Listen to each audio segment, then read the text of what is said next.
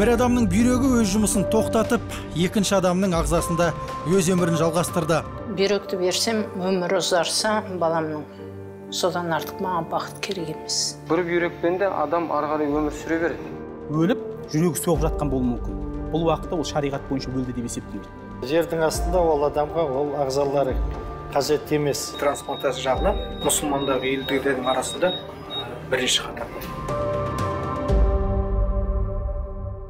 Ұлттық ғылыми онкология орталығы. Сәлеметсіздер. Қазақстан ұлттарынасың, журналист. Қалайсыздар, аман есен жеттіңіздер ме? Қашан келдіңіздер Тараздан? Кеше келдік. Қалай? Көңіл күйдеріңіз? Не күтесіздер? Бәрі жақсы, бәрі ойдағыдай болады деп бір Құдайға сеніп, одан кейін врачтарға сеніп келдік. Барлығын түсіндірді врачтар. Қалай болатынын, не істейтінін. Нұрдәулеттің қос бүйрегі семіп қалған. Аптасына 3 күн жасанды бүйрек, яғни диализдің көмегімен қанын тазартып тұрады. Сапсау жүрген жігіт 5 жыл бұрын осындай халге түскен. Камера алдында өзін тік ұстап, нық сөйлеуге тырысып отыр. Десе де, ауырсынып отырғаны анық байқалады. Ағам, анам, жеңгем, өзімнің әйелім 4-еуі тапсырған. Соның ішінен анамдікін таңдады. Сол кісінікі сәйкес келеді, барлығы береді. Балама берейін. Балам қанша уақыт болса да сол бүйрек істеп, 10 жыл істейме, 15 жыл істейме, 20 жыл істейме, одан да көп істейме. Сол бүйректі берсем, өмір ұзарса баламның. Содан артық маған бақыт керек емес. Медицина тілінде бұны туыстық трансплантология деп атайды. Нұрдәулет пен оның жақындары осы күнді ұзақ күтті. Аз уақыттан кейін ота басталады. Ана мен бала тас түйін дайын. Десе де ет пен сүйектен жаралған адам баласының қобалжуы заңды. Неге қорқам? Өмірге өзім әкелдім. Енді өмірге тағы бір рет әкелсем, одан ештеңе кетпес. Бұл ерлікпен теңемеймін мен, жаным. Бұл менің аналық борышым деп ойлаймын. Баланы мен өмірге әкелгенде әкелдім, шыр еткізіп. Одан кейінгі өмірі көз алдында өтіп жатыр. Мысалы, ауырғаны болсын, басқасы болсын. Келдік, енді Алла қаласа операцияға кетеміз. Жолымыз болып, тәуір болып шықсақ, Аллаға мыңда бір шүкір. Донорды операционныйға түсіреді. Сонда операционныйдан анестезия дәрігерлер наркоз беру процедурасын бастайды. Наркоздан кейін уже біз операционныйға түсеміз, сонда операциямыз бастаймыз. Біз қазір стерильді аймаққа кіріп келе жатырмыз. Бізге арнайы форма берді. Киімімізді толық алмастырдық. Қазір басымыз осындай мақшаларды киеміз. Шашымыз толық жабылуы керек. Жаңадан маска тағамыз.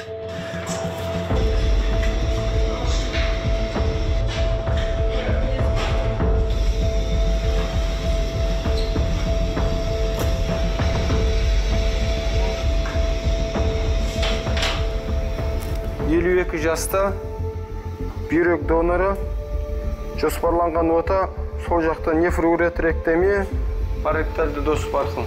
Анестезиологтар дайынбыз ба? Мейірбеке. Нөмір 4-ші зал. Донор терең ұйқыға кетті. Ол енді ештеме сезбейді. Операцияны жасайтын дәрігер Мел Сасықбаев. Жанында көмекші дәрігер және 2 мейірбикесі бар. Одан бөлек донордың жағдайын қас-қақпай қадағалап тұратын анестезиологтар бригадасы да осында.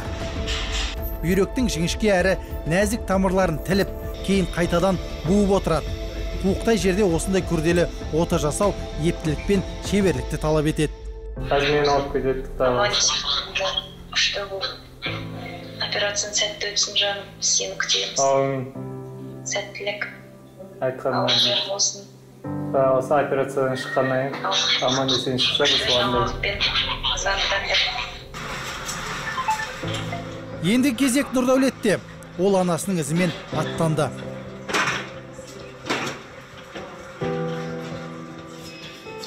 Қос тарапта 2 науқас пышақ үстінде жатыр.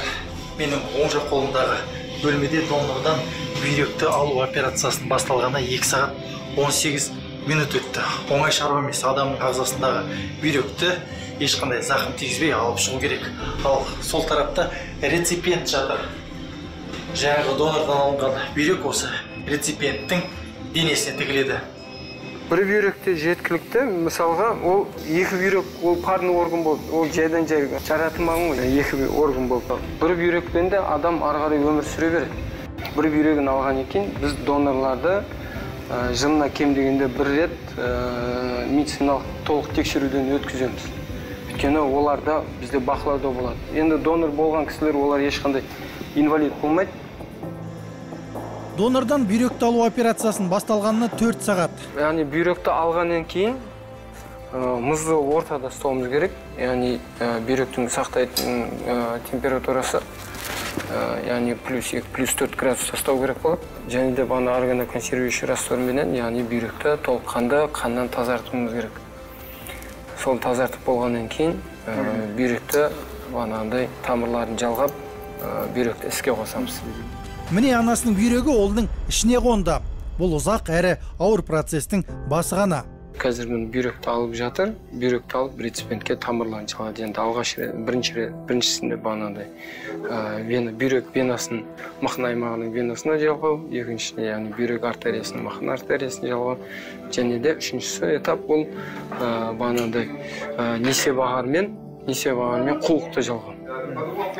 Яғни банаға артерия мен венаны жалғап болған екен бүйректі іске қосамыз, яғни тамырдан қанды жібереміз де бүйректің анандай уже жұмысы басталады. Сол этаптан бастап бүйректің жұмысы басталады.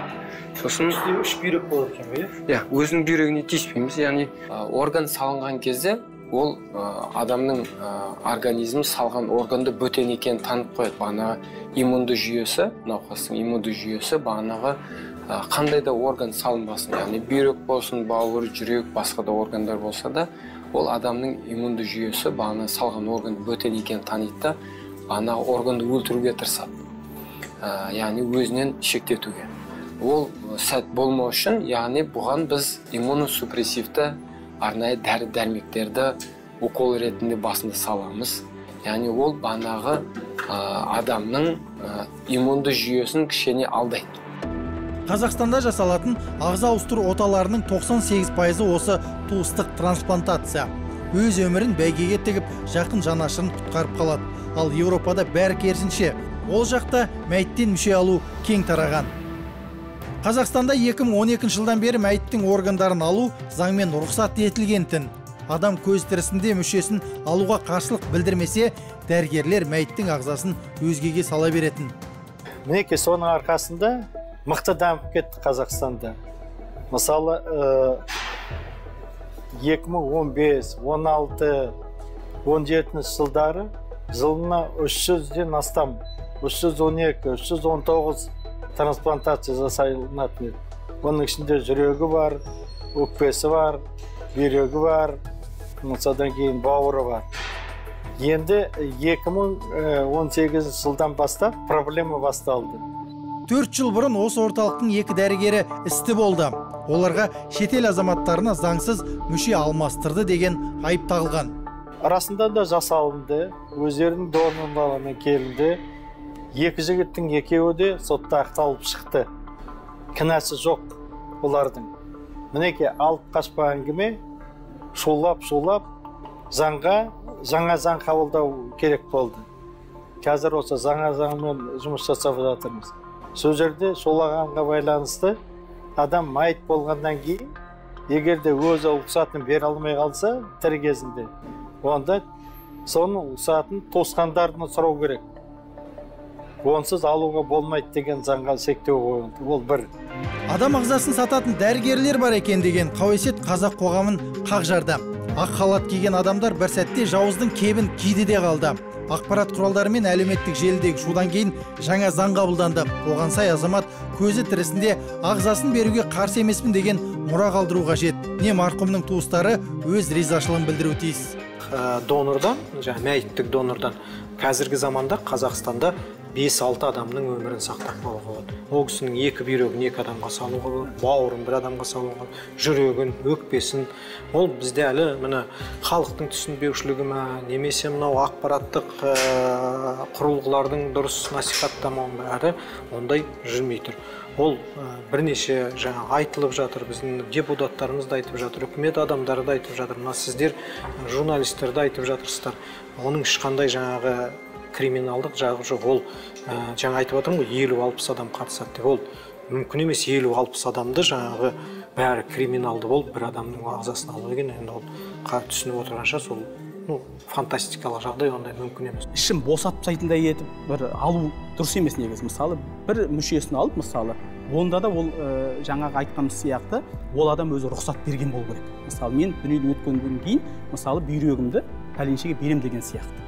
Сол рұқсат берген болу керек. Немесе мирасқорлары, артындағы жаңа балалары, нелері, солар рұқсат берген болу керек. Муфтият адам ағзасын алып салуға қарсы емес, бірақ белгілі шарттары бар.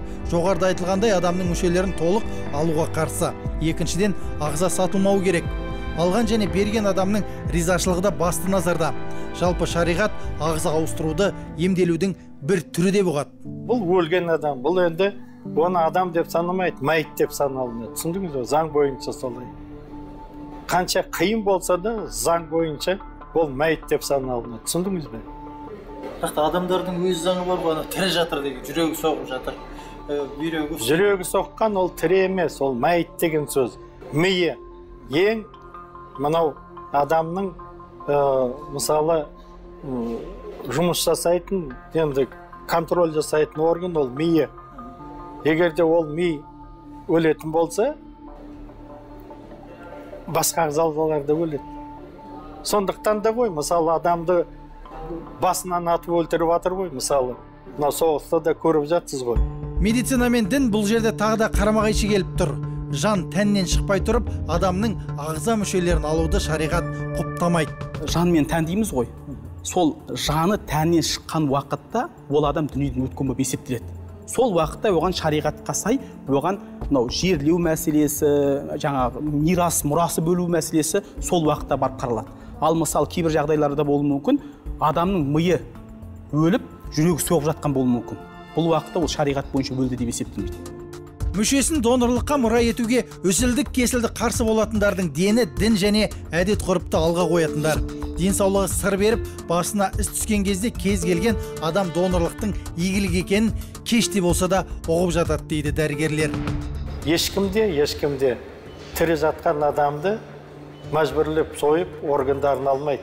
Ешкімде. Тіпті мынау ұлқсатын бермегеннің өзінде де ешкімде аппараттан оны алып тастамайды. Түсіндіңіз бе? Ол ана демалу аппаратымен жатады ғой. Ешкімде ол аппаратты алып тастамайды. Әбден жүрегі тоқтап, содан кейін 45 минут әлі реанимация жасап, ал одан кейін жүрек қалпына келмесе, содан кейін жаңағы констатация биологической смерти дейді. Бас мүфтилер бар, Аятолла Хамини. Сол кісі кезінде осындай сөйлеген елге айтқан, ислам діні ол қолдайды. Егер мен ертең олай-бұлай болып қайтыс болатын болса, менің ағзамды алып трансплантация жасауларыңызға болады. Қазір мысалы Иран мемлекеті мәйіттік трансплантация жағынан мұсылмандағы елдердің арасында бірінші қатарда. Заң бар, донор жоқ. Дәрігерлер мәйіттің туыстарына барып, ағзасын алуға рұқсат беріңіз деп сұрап жүр. Қарап тұрсақ, бұл дәрігердің жұмысы емес. Ол алдына келген адамға операция жасау керек. Нұрдәулет секілді өз кезегін күткен мыңдаған адам бар.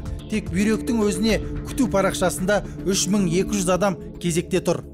Ақтөбеде жол апатынан қаза табады. Ол донор болып реттеледі. Оның бүйрегі Шығыс Қазақстанда жатқан бар реципиентқа сәйкес келіп тұрса, біз оған бәрін осы бағдарламаға саламыз. Соны зерттеуін, анализдарын, резус фактор, қан топтарын бәрі сәйкес келіп тұрғанда, осы программа бізге соны тура 100%-дай сәйкес келтіреді. Сол Ақтөбедегі донор мен Шығыс Қазақстан реципиент бір-біріне келіп тұр деп. Сонда біз шұғыл дереу жұмыс жасап, күн түнге қарамай. Бүгінде трансплант қызметі бүкіл елді қамтып отыр. Республикалық үйлестіру орталығы Астанада орналасқан. Бағдарлама реципиентке сай келетін донорды тапқан кезде автоматты түрде хабар береді. Аты жөні, иін, дат туған резус факторы жазылады, қан тобы жазылады, қойған күту парағына қойған күні жазылады, қай жерден екен. Қазақстан енді үлкен мемлекет болып тұр, соны қарағанды талдау қойған әр жерден, соны бәрі бір жерге келіп тіркеледі. Соны біз бір жерден қараймыз да, сол адамдарға донор табылған уақытта өте жақсы жағдай. Адамдар күнде олар дайын болып тұру керек. Бүгін донор табылып қалады ма, мына кісі уже дайын, анализдері бәрі. Сол үшін де бұл программа сондай жақсы көмектеседі. Оларды үйретіп қоймыз, оларда как тревожный чемоданчик сияқты, документы, выпискасы бәрі. Оларға центр трансплантация звондайды, донор табылды, сіз сәйкес келіп тұрсыз. Ол кісілер тут же жүріп келу керек солай. Бұл жерде әр минут санаулы. Мәселен, бүйрек 12 сағат ішінде алмасу керек. Өйтпесе жарамсыз болып қалады. Ал өкпе мен жүректің жарамдылық мерзімі одан да қысқа. Уақыт науқас пен дәрігерге қарсы жұмыс істейді.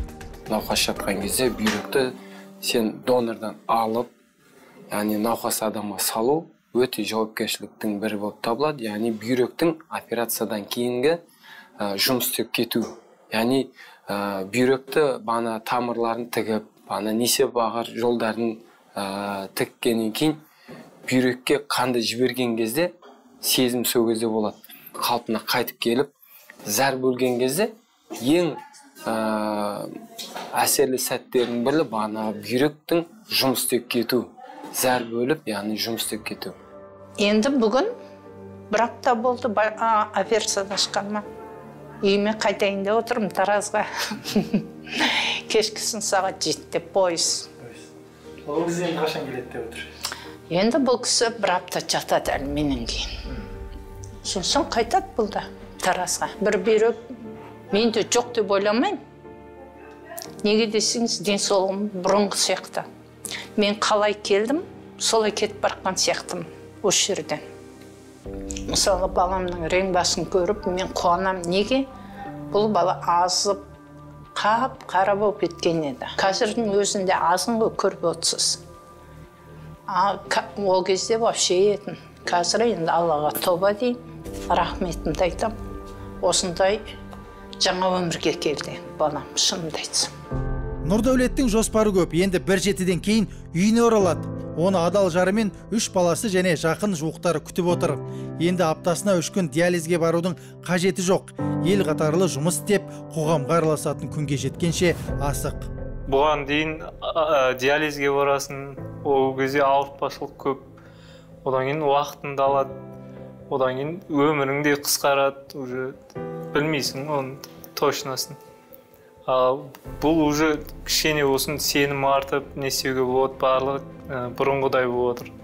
Өзің қалыпты өмірге келіп, уақытыңды өзің туған туыстарыңа, достарыңа, семьяңа арнай аласың да уже. Өмірің тең жартысы диализбен өтіп кетеді. Одан диализден былай да шығамайсың, басқа жаққа да барамайсың. Пациенттер мүгедек болып саналады. Яғни мүгедектің бірінші дәрежесі ретінде саналады. Трансплантациядан кейін бұл пациенттер мүгедек болып саналмайды. Яғни неліктен? Өйткені организм ол бүйрек салынған екен толық қанды дені сау адам болып табылады. Яғни бұл трансплантациядан кейін пациенттер, яғни ер адамдар, әйел адам болсын, арнайы бір уақыттан кейін спортпен айналысуға болады. Ол жұмыс істеуге де ешқандай кедергі білдірмейді. Яғни толыққанды дені сау адам болып табылады. Яғни трансплантациядан кейінгі де біздің тәжірибемізде бар ондай жағдайлар, бағанағы әйел адамдар жүкті бола алады. Трансплантация бізде Қазақстанда мәйіттік болсын, туыстық болсын, тек қана ақысыз, тек қана тегін. Ешкімге ақша беруге не просто там тегін деп, анау қылмыстық кодекс дейміз ғой, сонда егер біреуге ағзасын сатасың болса, біреуге мысалы сіз енді басқа біреуге қылмыстық қудалауға ұшырайды. 2020 жылы Қазақстанның кез келген азаматы көзі тірісінде өз мүшесін мұраға қалдыруға рұқсат бере алатын заң қабылданды. Содан бері ЕГОВта тіркелген 27 мың адамның тек 2000-нан астамы ғана донорлыққа келісім берген. Алайда келешекте олардың отбасы мен туыстары қарсы болса қайтпек керек. Былтыр 28 адамға ми өлімі деген диагноз қойылғанымен 18-дің туыстары ағзасын алуға қарсы шыққан. Біздің бүйрек табылды. Табылмағандарға да табылсын бүйрек. Мен соны тілеймін. Олардың да анасы бар, олардың да балалары бар. Қандай үлкен кісі болсын, кіші кісі болсын, ауырған ол өте ауыр. Трансплантология бірнеше саланың тоғысқан тұсында тұр. Медицинадан бөлек дін, қоғам, ақпараттық дақпырт. Көбіне жұрт блогерлер мен әлеуметтік желі жұлдыздардың сөзіне еріп кетіп жатады. Ал өзі ота жасатып, мүшесін айырбастау арқылы өмірге қайта келген адамдардың дауысы тасада қалады. Біздің қоғам мәйіттік донор десе төбе шашы тік тұрады. Бұл өлген адамды қорлау деп қарайды. Ал донор күтіп жүрген реципиенттер үшін трансплантация өмір.